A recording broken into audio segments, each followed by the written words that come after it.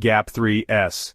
As I walked past him, he smiled and said, "You like your coffee black with a dash of cinnamon, right?" I froze. I've never told anyone that, not even my closest friends. How did he know? And why did he say it with so much certainty? Gap 3S. But it didn't end there. He said, "You've been having strange nightmares, haven't you? The ones where someone's chasing you, you can never escape?" He couldn't possibly know. I'd never told anyone, not even my therapist. Gap 3S. He slid the photo across the table toward me. I stared at it. It was a photo of me, asleep in my bed, last night. How could he have taken this? I jumped back. He wasn't some random person. He knew where I lived, and worse. He was watching me. Gap 3S. The stranger leaned in closer and whispered, "You'll know the truth in 3 days. But be careful, because you're not alone." And just like that, he stood up, left the photo on the table, and walked out the door without saying another word. I was left in complete silence. Gap 3S. The next morning I received a text. "You have 48 hours left. Be careful who you trust." What did it mean? What was he trying to warn me about? Voiceover, Gap 3S. I opened it. It was a video of me asleep again, but this time, there was someone standing in the corner of my room just watching me. Who was it? Why couldn't I hear anything? I didn't know what to believe anymore, but I was starting to feel like this wasn't just some prank. Gap 3S. The last thing the stranger said before he disappeared was this: "The truth is out there, but you may not survive it." What truth? What did he know? And who was watching me? The bell above the coffee shop door chimed. A man entered, average height, nondescript clothes. He joined the queue ahead of me. My usual order was next. "Double espresso, right?" the man said, not turning. His voice was calm, unsettlingly familiar. "You add 2 sugars, sometimes a splash of oat milk." I stared, speechless. He glanced back, a knowing smirk playing on his lips. "Don't worry," he chuckled. "It's not every day someone knows your coffee order before you do." He stepped aside, gesturing me forward. "Go on, you must be late." He was right, my meeting. I shook my head, confused, and placed my order.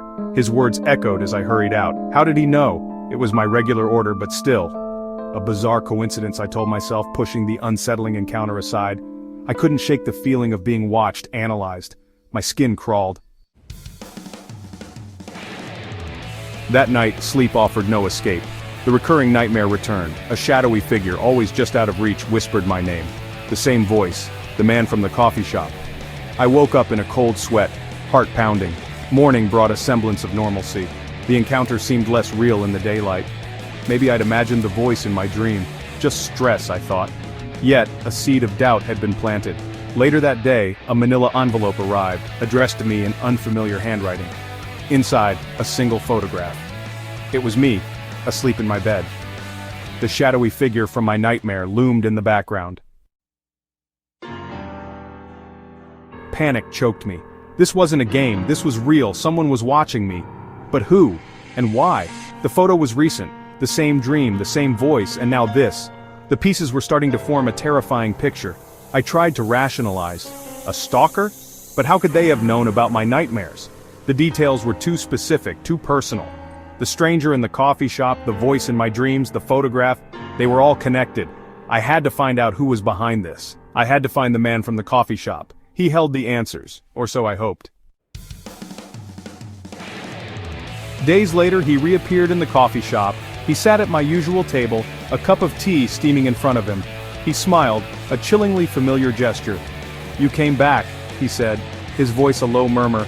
"I knew you would." He spoke of things I'd never told a soul, secrets I thought were buried deep within me. He knew my fears, my regrets, my deepest desires. Then came the warning.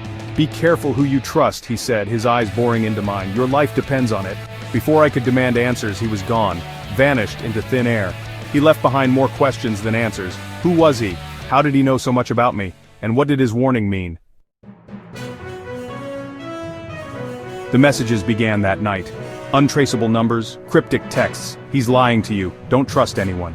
Each one sent a fresh wave of fear through me. I was trapped in a web of secrets, and the spider was toying with me. The stranger who knew everything about me was still out there, watching, waiting. I had to find him. I had to unmask him and understand why he had chosen me for his twisted game. My life, my sanity, depended on it. The game had just begun. Gap 3S. I had just stepped into the coffee shop when I noticed him, a man sitting alone staring at me. I'd never seen him before. Yet, he looked at me like he knew